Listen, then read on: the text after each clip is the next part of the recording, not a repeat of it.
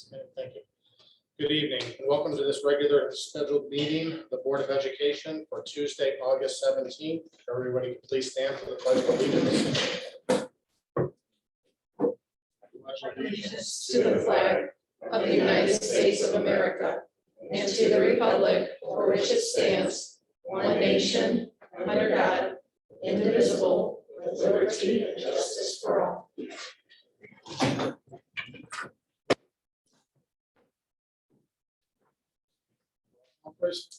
Mrs. Yetsey, Here. Mrs. McCarthy, Here. Mrs. Saxon, Here. Mrs. Tamira, Here. Mr. Vaca. Here. Finalization of the agenda. Is there anything to add and or delete? The agenda is final as presented. Thank you. It is recommended that the Board of Education approve the written summary of the special and regular minutes for the meetings on July 6th, 2021 and July 20th, 2021. Second. Moved by Ms. Tamira, second by Ms. Yetsey. Roll call, please. Mrs. Tamira, Yes. Mrs. Yetsey, Yes. Mrs. McCarthy, Yes. Mrs. Saxon, Yes. Mr. Vaca. Yes. Superintendent's or treasurer's reports. Okay, we just have two short reports tonight for the board. First, I would like to ask Mr. Britt to give us an update on our enrollment. Thank you, Superintendent Casario.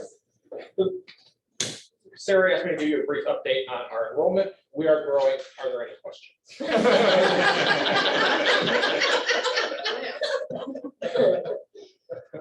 I can give you a few more details. I got a little more time. Okay. So as you know, I feel like we have this conversation every single school year, that we are a growing district. We are a rapidly growing district. And I can actually put some numbers behind that for you as of this summer. So we ended last school year about 4,521 students. We had a downturn, a few students during COVID. We are sitting right now at 4,703 students. So we have actually added 182 students this summer. And when I say 182, those are real numbers because we have pulled out every withdrawal that we have to this point in time.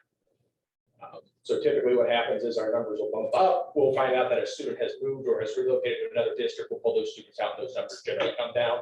This is an accurate number of where we're standing, as of this moment. So in talking with a couple of different people, we've got some things to keep an eye on. First is our students with special needs population. So of these 182 students that are new to the district, 53 of these students come with an IEP or some sort of special need. So when you're looking at that, you're looking at about 29% of our total enrollment this summer is coming with a special need. And where that really taxes us is in our people personnel office when we're looking at trying to manage and balance caseload. So that's something we're going to have to keep an eye on moving forward into the school year. We hope that we were done with hiring. If these numbers continue this way, maybe not. So the second piece of it is that conversation with our student services downstairs who's doing this registration. And what she is telling me is we are still seeing 8 to 10 new registrations every day. So realistically, this 4,703 could be 4,715, 4,725 by the time we get started. We appreciate, all the support that you've given us with hiring the additional staff. I think, and Mr. Cassini can tell us better, we probably have 10 to 12 brand new FTE this year. And that would fall right in line with having, that 182 students that we're looking at right now. So some grade levels we're paying particular attention to. If you remember, for a long time, 350 was kind of that big class that we used to worry about. When we shot up to 350, we suddenly were concerned. We've got 6 classes over that right now. And in particular, our 2 big classes right now, our 6th grade is sitting at 375, and our 5th grade has ballooned this summer to 389. So we are in a spot to where at some point we're going to have discussions about, not necessarily these grade levels here, the academic center is fine, but what do we do when these grade levels hit our high school? Because our smallest grades in the district right now, 10th grade, 11th grade, and 12th grade. So we're going to keep growing, and we know by the time these groups get there that we're really going to have the space for it. But big picture, that's kind of where we are to start the school year. So now I will entertain any questions that you may have. What does class size look like now for some of these? Sure. The The majority of them, because we have been adding classes as we've gone, are probably still in the 26-ish range. Some of those big classes, you're probably pushing 28. What's really helping us, particularly at Liberty, is the fact that we've opened those couple of sections at High Tech Academy. and has pulled some of those students out of what would be at Liberty. You know, if I'm looking at a first grade, second grade combination, it's 650 or 60 students or so. So to know that we've pulled 50 of those kids out, put them at high temp has really helped, you know, our space crunch there. So. Other questions? How are our caseloads for our special ed teachers? It depends on the grade level. So some of them were really tight. I mean, our fifth grade, the way those numbers have swelled this summer, I mean, it is tight in there. You know, we've got space to start the school year. How long we have that space before we are truly at full caseloads? Right, so, It's gonna be a yeah, challenge. our fifth, sixth, and seventh grade are the tightest. We do have like a spot or two, and we did hire a teacher that is spread to cover multiple grade levels, and we did that on purpose based on what I saw last year.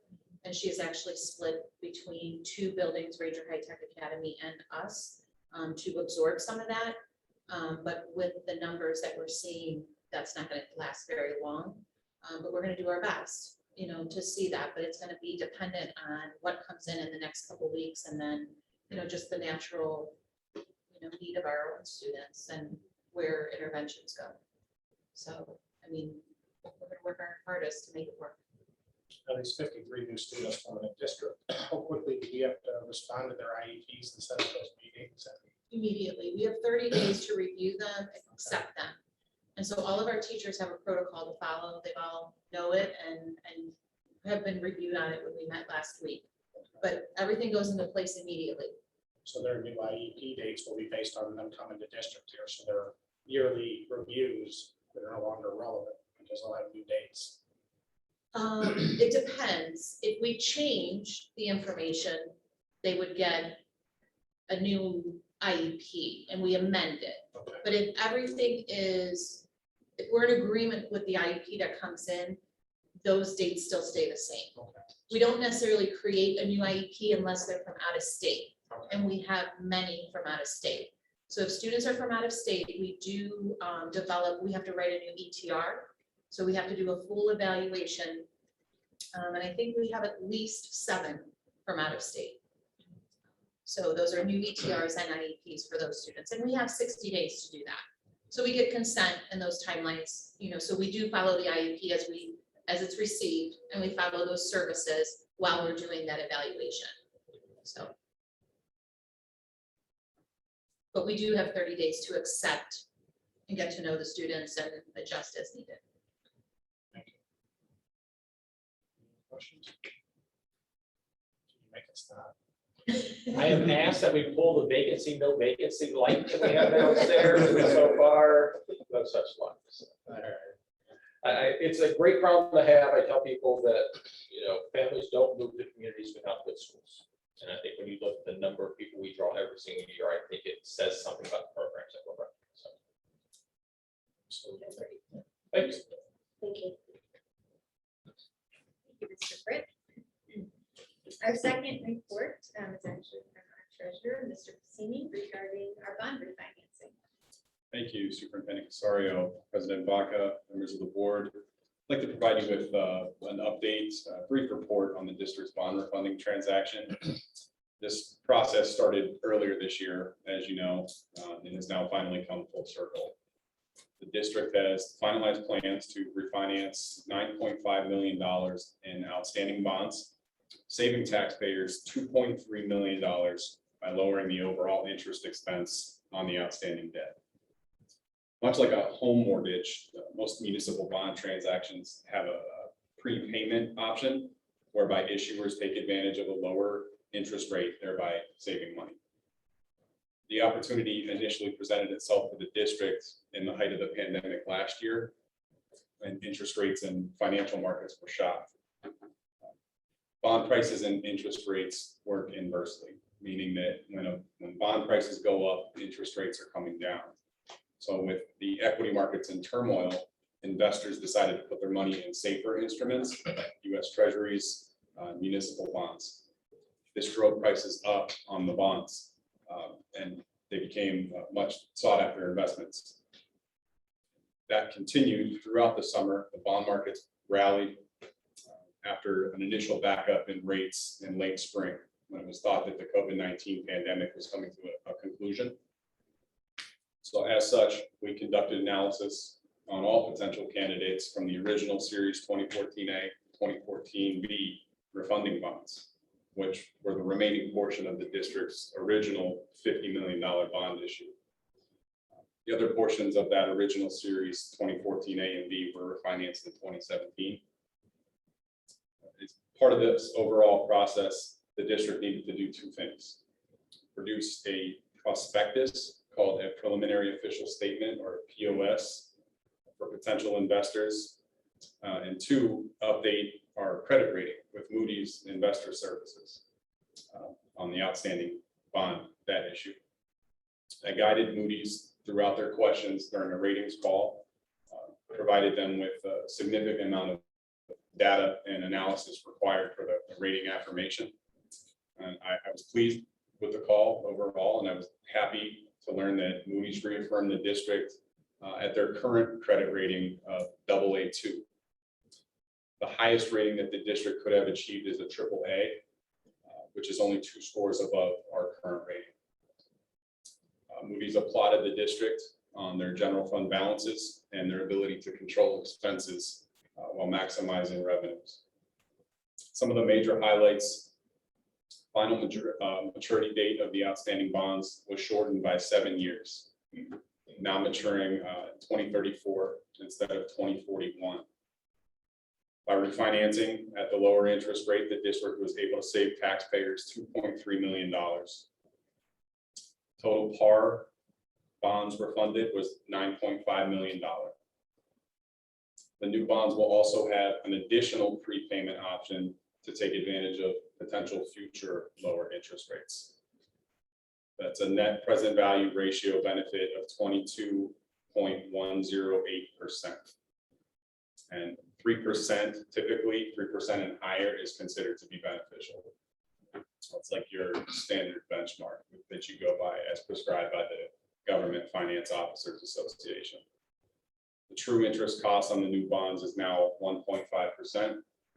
The average interest on that Series 2014 bonds that we've refunded was 4%.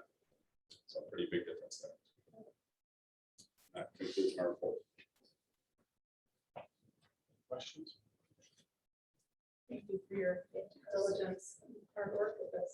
Well, Nice job. thank you. Thank you.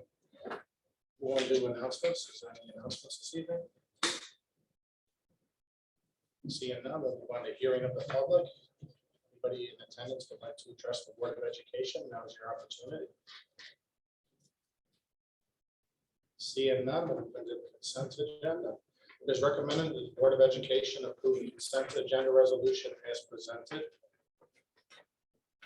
Move. Second.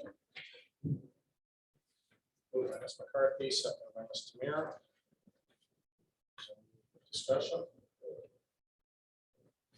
Please. Mrs. McCarthy, Yes. Mrs. Tamira, Yes. Mrs. Yetsey, Yes. Mrs. Saxon, Yes. Mr. Vaca. Yes. Move on to the finance audit report, Ms. McCarthy. Thank you, Mr. Vaca. We have an item for consideration under the finance audit report. It is recommended the Board of Education approve the financial reports for July 2021. I move to approve this finance audit report in one reading. Second. Moved by Ms. McCarthy, second by Ms. Tamira. Is there any discussion? Roll call, please. Mrs. McCarthy, Yes. Mrs. Tamira, Yes. Mrs. Yetsey, Yes. Mrs. Saxon, Yes. Mr. Vaca. Yes. And then we have another item under the finance audit. We have a change order to approve as it relates to the modification and installation of 112 projector boards at the Ridgeville Academic Center. This is the first of 2 final change orders for the Academic Center project. I move to approve this report in one reading. Second. Moved by Ms. McCarthy, second by Ms. Saxon. Is there any discussion? Roll call, please. Mrs. McCarthy, Yes. Mrs. Saxon, Yes. Mrs. Yetsey, Yes. Mrs. Tamira, Yes. Mr. Vaca. Yes. All right, move into the education report, Ms. Tamira. Thank you. The first item is that the board needs to assign a member as delegate and an alternate for the OSBA conference. This member will represent the school district at the annual business meeting of the Ohio School Board Association and will vote on any business presented. I move to approve the education report in one reading. Moved by Ms. Tamira, second by Ms. McCarthy. Is there any discussion? I'd just like to say that I should have said that I will be the delegate for our district and Mrs. Saxon will be the alternate. Standing ladies, thank you very much. Roll call, please. Mrs. Tamira, Yes. Mrs. McCarthy, Yes. Mrs. Yetsey, Yes. Mrs. Saxon, Yes. Mr. Vaca. Yes. Moving to human resources, Ms. Saxon, you have a question? Thank you. We have several items in the Human Resources Report. 5 support staff resignations, 1 supplemental contract resignation, 1 certified staff appointment, 1 certified staff leave replacement appointment, 1 certified staff leave replacement appointment, 1 non-represented support staff appointment, 2 hourly tutor contracts, 6 support staff appointments, 2 NREA supplemental contracts, 5 non-NREA supplemental contracts, 27 special project supplemental contracts, 1 unpaid volunteer recognition, 11 certified staff adjustments, 7 support staff adjustments. I move to approve the human resources items in one reading. Second.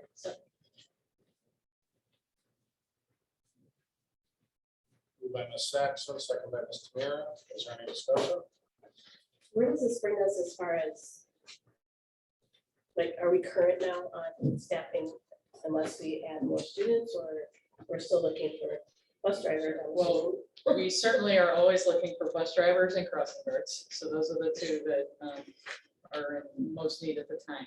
We did have to post for a paraprofessional at Liberty because of our numbers that we talked about earlier. And so that's posted currently now, so we will get that filled as soon as possible. And then we also have a secretary position posted at the high school that we plan to interview for next week. And other than that, that's all we have at this time, unless of course we need to add. Thank you. Roll call, please. Mrs. Saxon, Yes. Mrs. Tamira, Yes. Mrs. Yetsey, Yes. Mrs. McCarthy, Yes. Mr. Vaca. Yes. It is recommended that the Board of Education adjourn this regular meeting. Move. Second. Moved by Ms. McCarthy, second by Ms. Saxon. Roll call, please. Mrs. McCarthy, Yes. Mrs. Saxon, Yes. Mrs. Yetsey, Yes. Mrs. Tamira, Yes. Mr. Vaca. Yes.